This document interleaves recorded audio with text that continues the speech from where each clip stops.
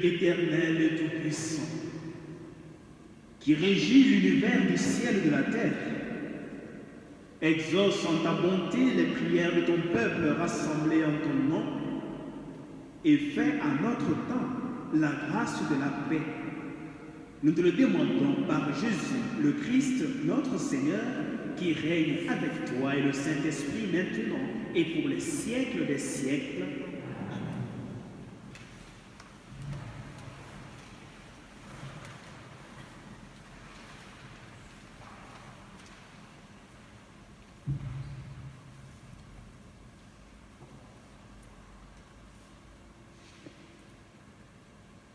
Du premier livre de Samuel. En ces jours-là, le jeune Samuel était couché dans le temple du Seigneur à Silo. À Silo où se trouvait l'arche de Dieu. Le Seigneur appela Samuel qui répondit, « Me voici ». Il courut vers le prêtre Élie et lui dit, « Tu m'as appelé, me voici ». Élie répondit, « Je n'ai pas appelé, retourne te coucher. » L'enfant alla se coucher. De nouveau le Seigneur appela Samuel, et Samuel se leva.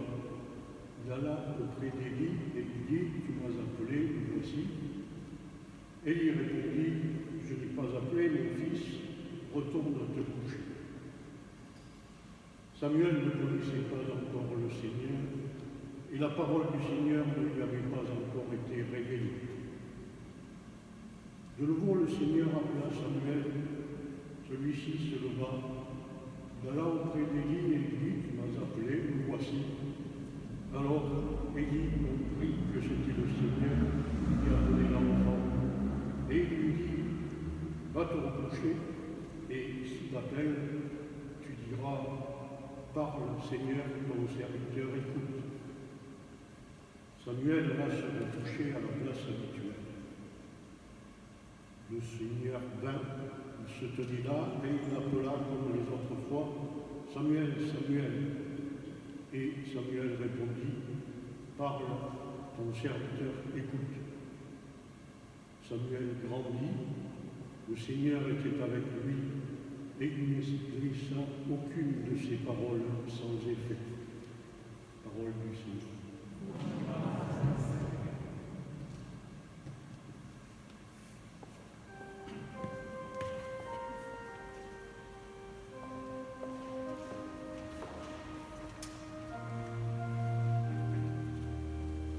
Me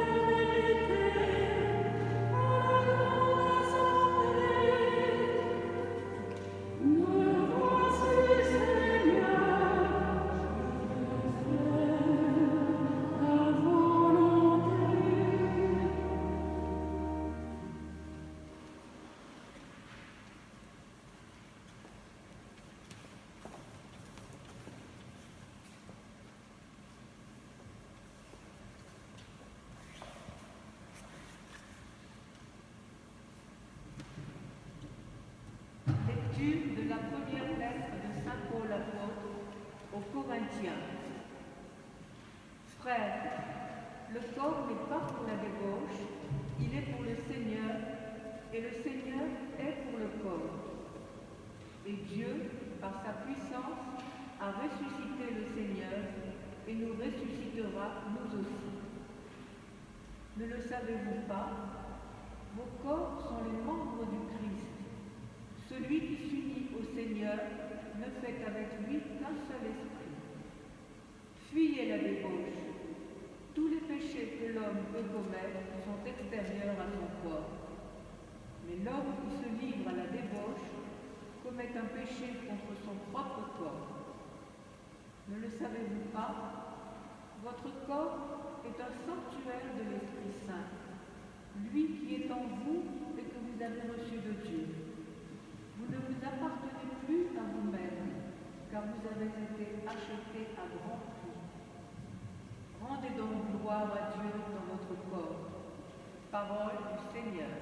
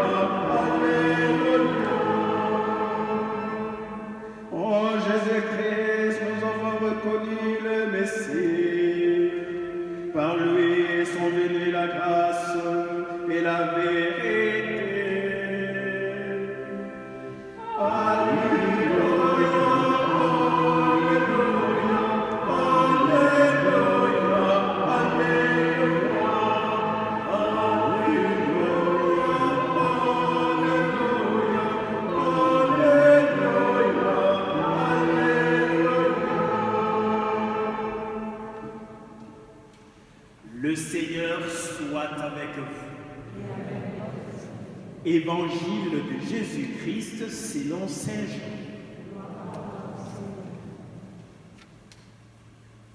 En ce temps-là, Jean le Baptiste se trouvait avec deux de ses disciples. Posant son regard sur Jésus qui allait et venait, il dit: « Voici l'agneau de Dieu. » Les deux disciples entendirent ce qu'il disait et ils suivirent Jésus. Se retournant, Jésus vit qu'ils le suivaient et leur dit: « Que cherchez-vous » Ils lui répondirent: « Rabbi », ce qui veut dire maître, où demeures-tu? Il leur dit: « Venez et vous verrez. » Ils allèrent donc et virent où il demeurait, et ils restèrent auprès de lui ces jours-là. C'était vers la 10e heure, environ 14 heures de l'après-midi. André, le frère de Simon-Pierre, était l'un des deux disciples qui avait entendu la parole de Jean et qui avait suivi Jésus. Il trouve d'abord Simon, son frère, son propre frère, et lui dit: « Nous avons trouvé le Messie », ce qui veut dire Christ. André amena son frère à Jésus. Jésus posa son regard sur lui et dit: « Tu es Simon, fils de Jean. Tu t'appelleras Képhas, ce qui veut dire Pierre. » Acclamons la parole de Dieu. Louange à toi, Seigneur Jésus.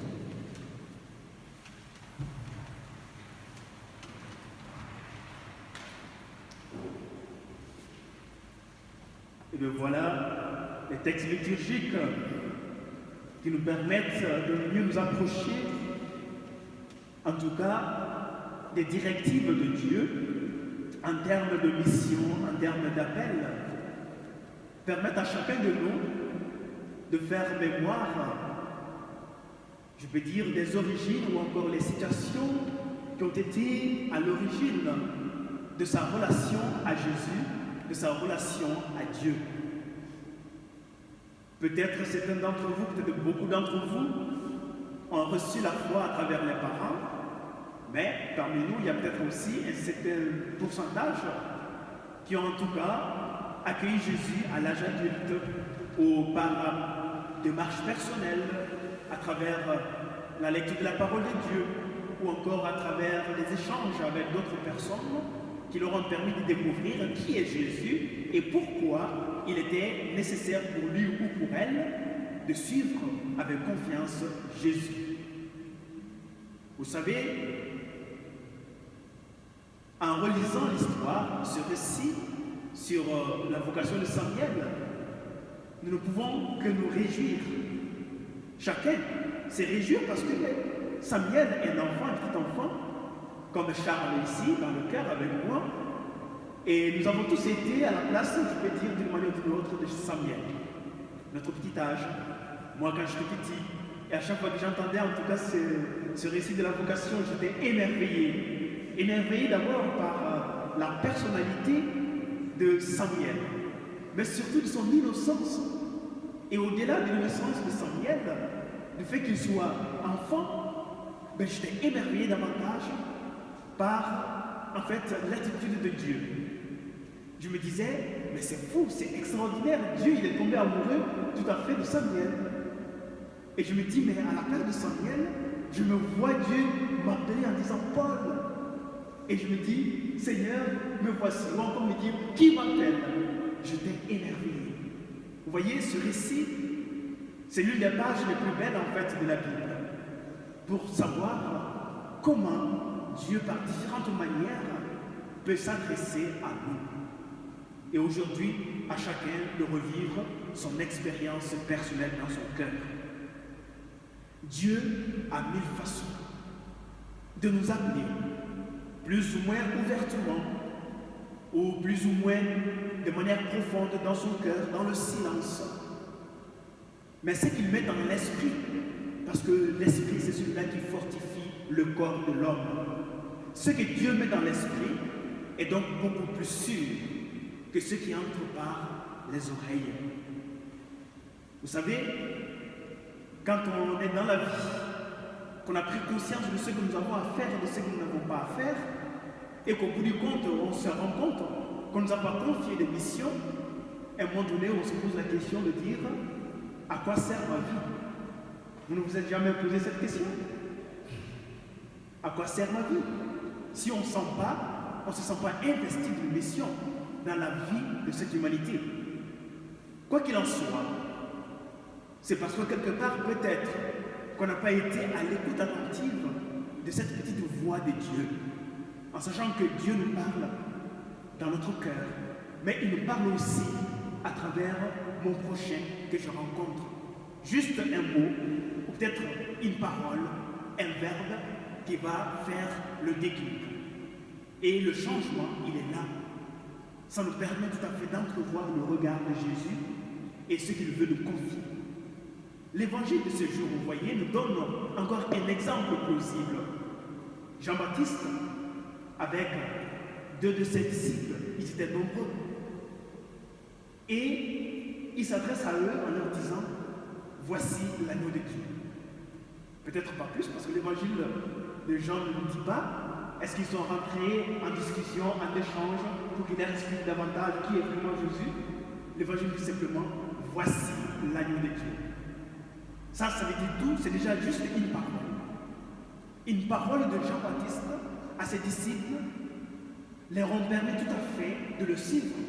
Le suivre avec confiance.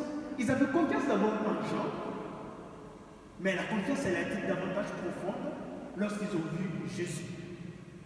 Et donc, du coup, ils l'ont suivi parce qu'ils ont ressenti que Dieu a une mission pour eux. Oui, Jésus s'est adressé à eux lorsqu'ils lui ont posé la question, où demeures-tu?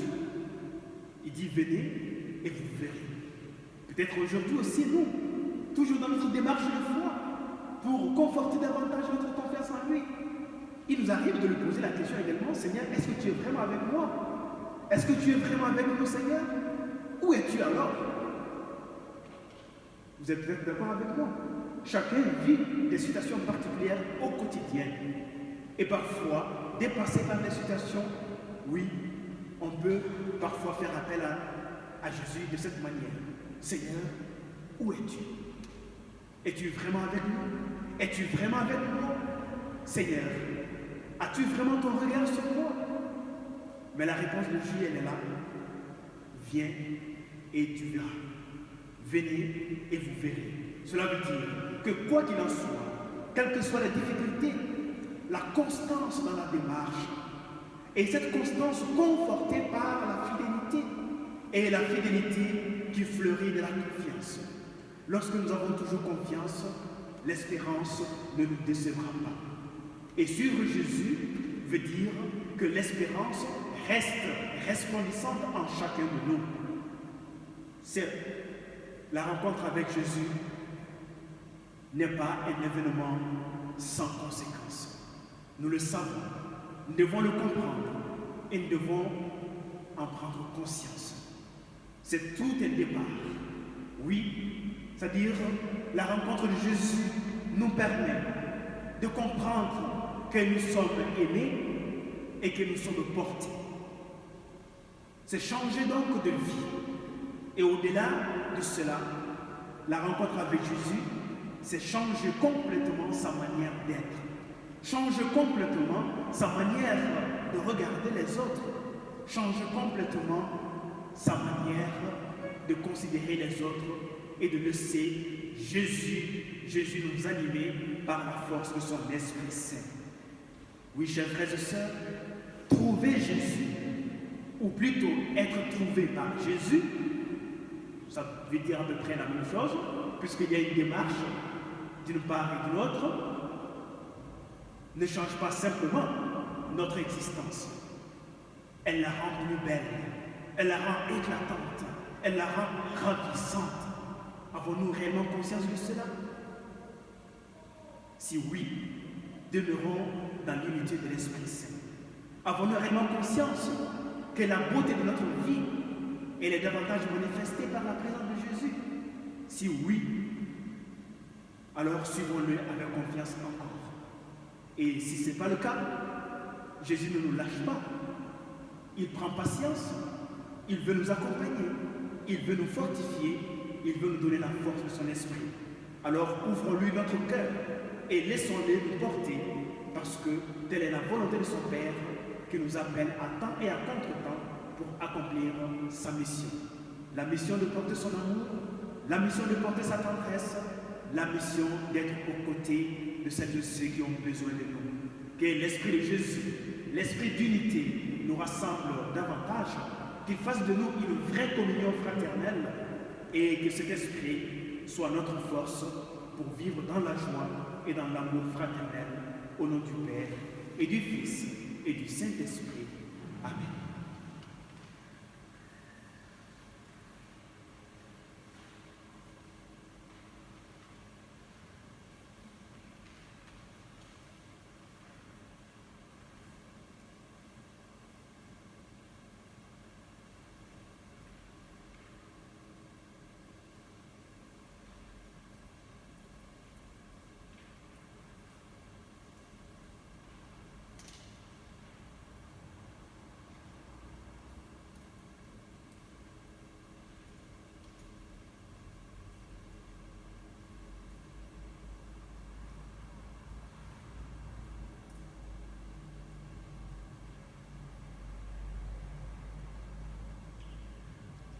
Et maintenant, d'un même cœur, en peuple de Dieu, nous nous mettons debout et nous rédigeons ensemble notre foi catholique qui nous rassemble, quoi qu'il en soit.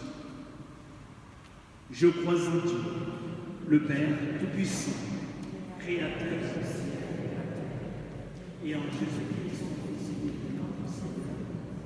a été conçu du Saint-Esprit, est né de la Vierge, a souffert sous Ponce Pilate, a été crucifié, est mort et a été enseveli, est descendu aux enfers, le troisième jour est ressuscité des morts, est monté aux cieux, est assis à la droite de Dieu, le Père Tout-Puissant, d'où il viendra juger les vivants et les morts. Je crois en l'Esprit Saint, à la Sainte Église catholique, à la communion des saints, à la rémission des péchés, à la résurrection de la chair, à la vie éternelle. Amen. nous avons reçu l'Esprit Saint à notre baptême, qui nous aide maintenant à présenter au Seigneur Jésus notre prière pour tous nos frères et sœurs. Ensemble, prions.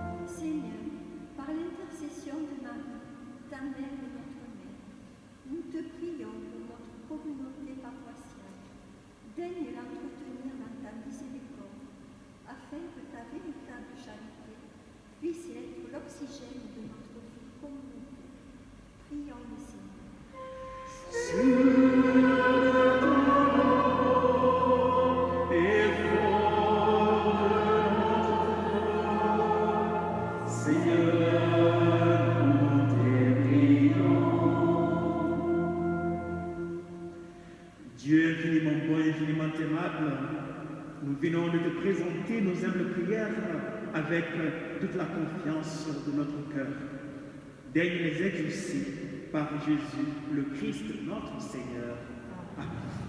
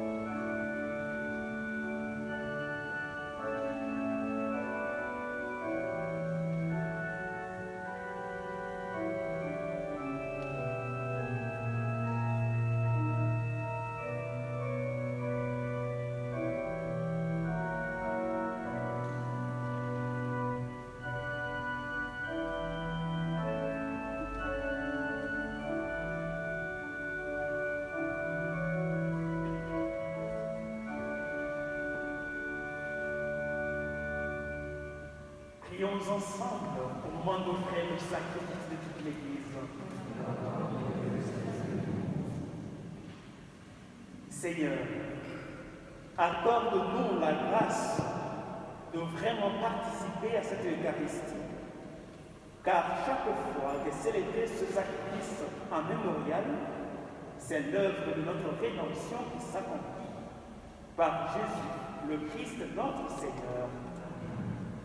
Le Seigneur soit avec vous. Élevons notre cœur. Rendons grâce au Seigneur notre Dieu.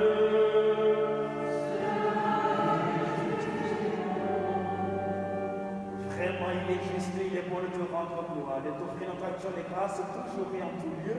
À toi, Père très saint, Dieu éternel et tout-puissant, par le sang que ton Fils a versé, par le souffle de ton Esprit créateur, qui a ramené vers toi tes enfants que le péché et le mal avaient éloignés. Et ce peuple, unifié par la Trinité sainte, c'est l'Église, gloire de ta sagesse, corps du Christ et temple de l'Esprit Saint. Et nous qui sommes rassemblés pour te rendre grâce, avec les anges du ciel, nous te chantons.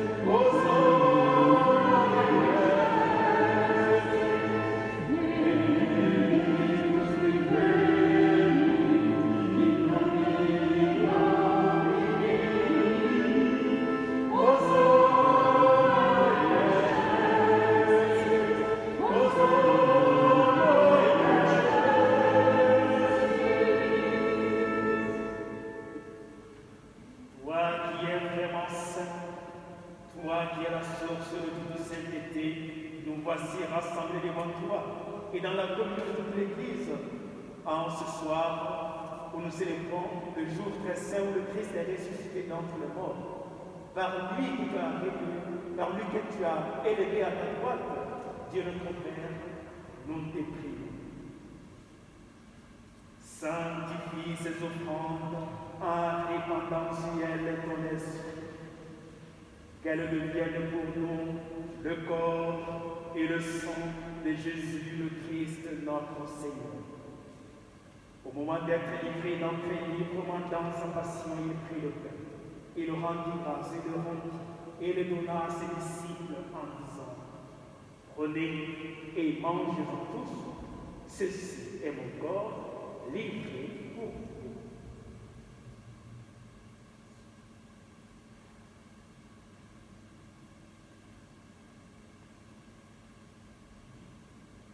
De même, à la fin du repas, il prit la coupe.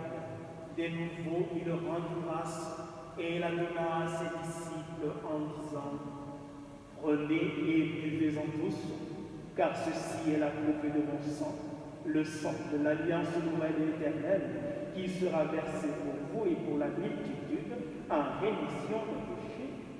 Vous ferez cela en mémoire de moi.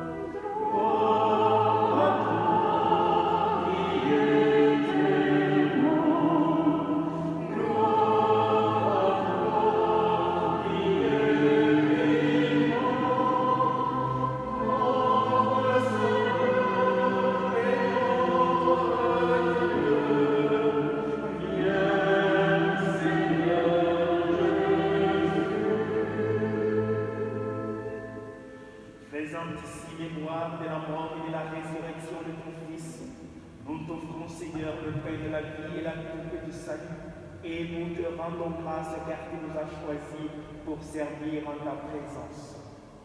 Humblement, nous te demandons qu'en ayant part au corps et au sang du Christ, nous soyons rassemblés par l'Esprit Saint en un seul corps. Souviens-toi, Seigneur, de ton Église répandue à travers le monde. Fais-la grandir dans ta charité avec le pape François, notre évêque Pierre-Marie, l'ensemble des évêques et tous ceux qui ont la charge de ton cœur. Souviens-toi aussi de nos frères et de nos sœurs qui se sont endormis dans l'espérance de la vie éternelle. Et nous te prions spécialement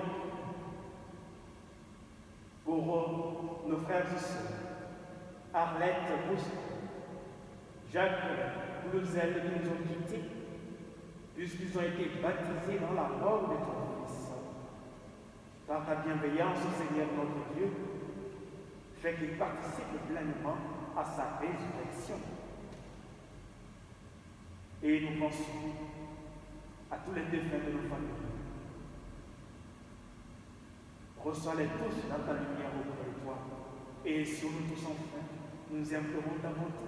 Permets qu'avec la Vierge Marie, la bienheureuse Mère de Dieu, permets avec ses autres époux, les apôtres, les martyrs et tous les saints qui ont vécu dans ton amitié, fais que nous ayons part à la vie éternelle et que nous chantions ta louange par Jésus-Christ, ton Fils. Amen.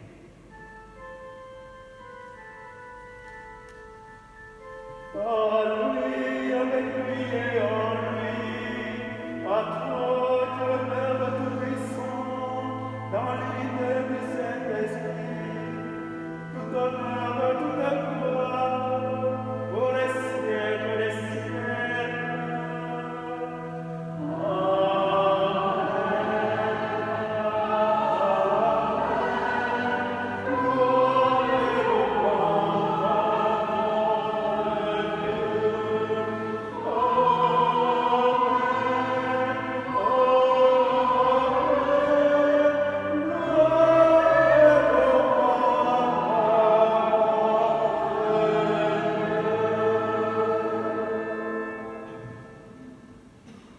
Par la même foi, nous avons chanté ensemble la prière du Seigneur Jésus. Vous l'avez au verso de la fiche.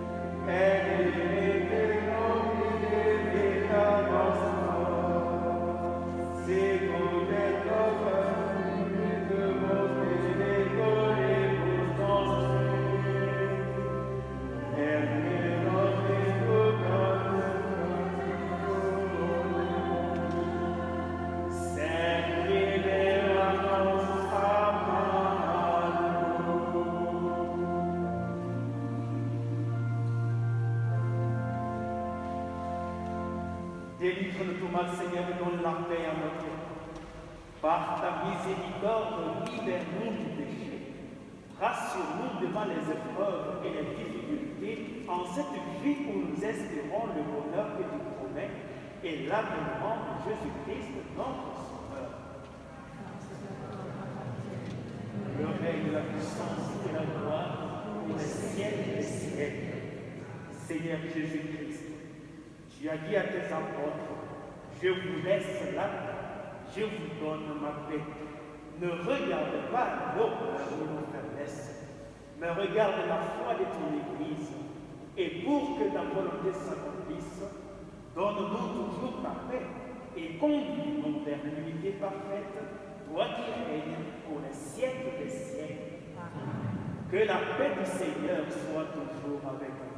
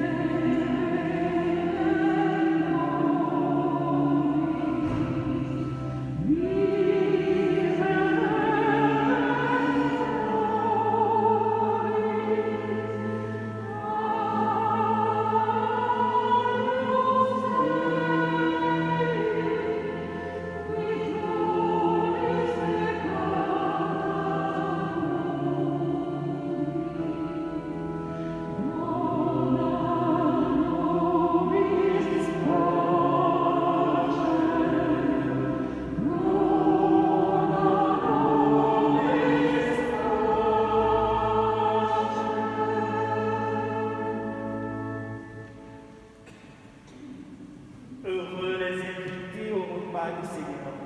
Voici l'agneau de Dieu, voici celui qui enlève le péché du monde.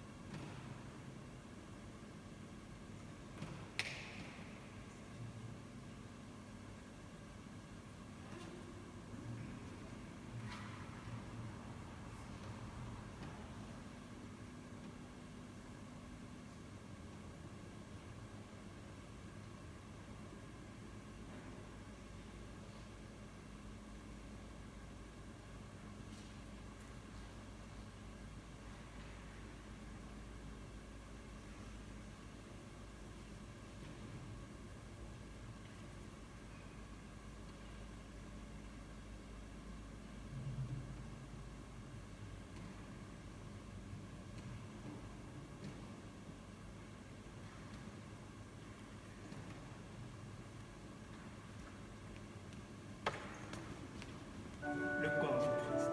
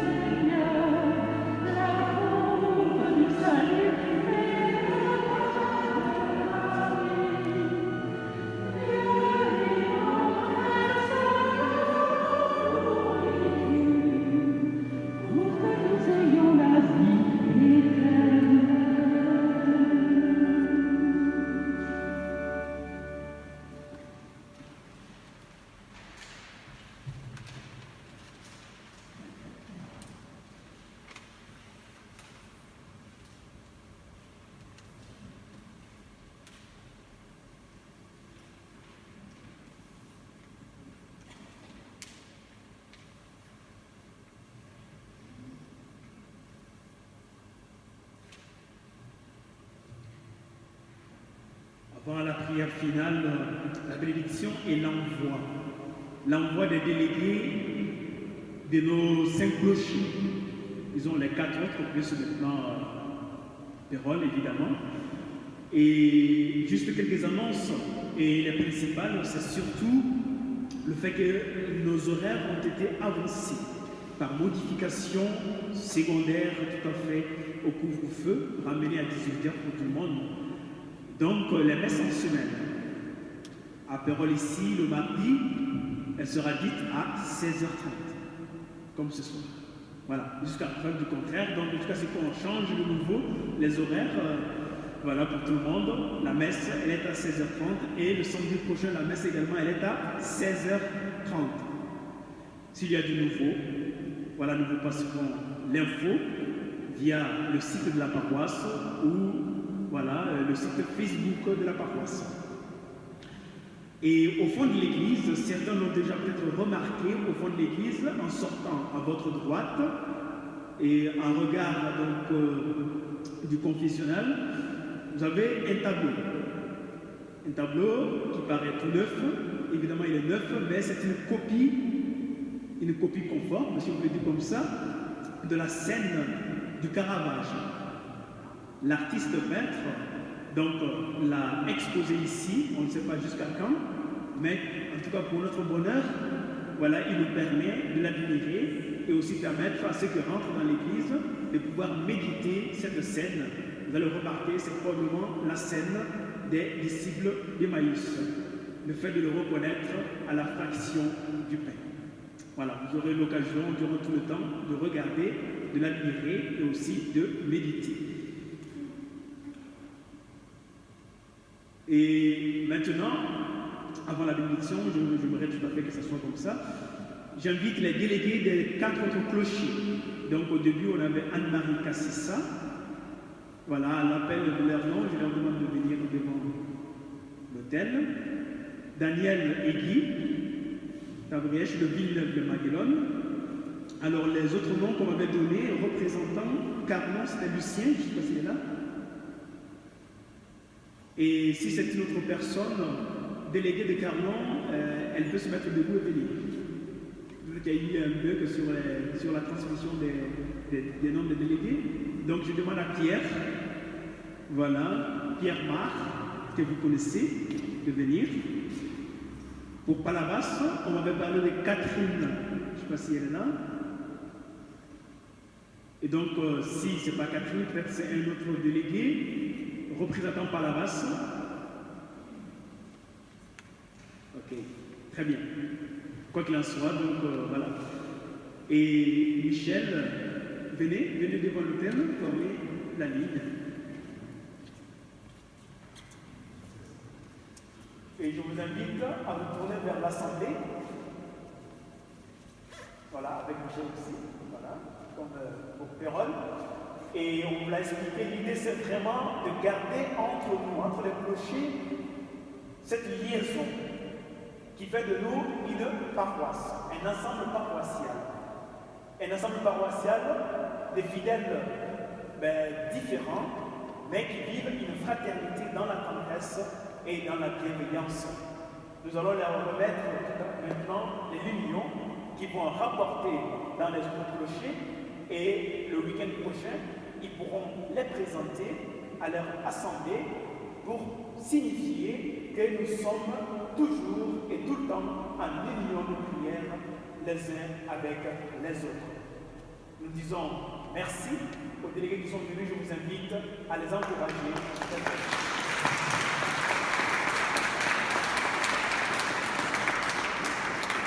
Et je demande maintenant à Michel.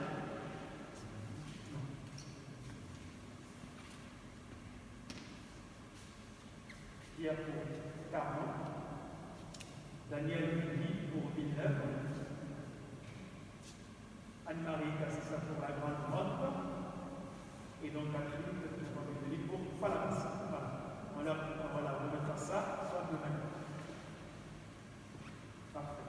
Et je vous invite maintenant à vous tourner vers la croix de Jésus et tous ensemble, nous prions le Seigneur.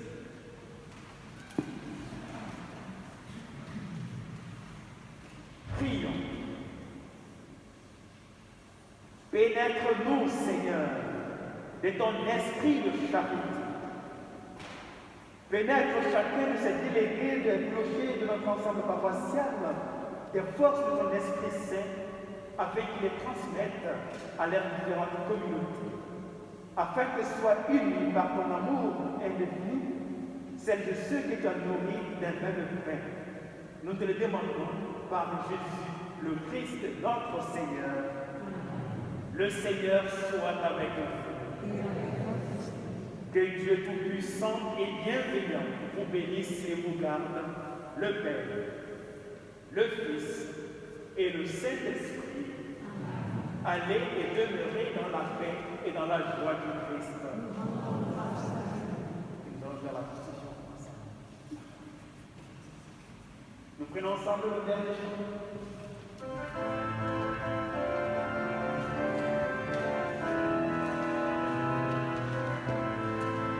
Si le vent des tentations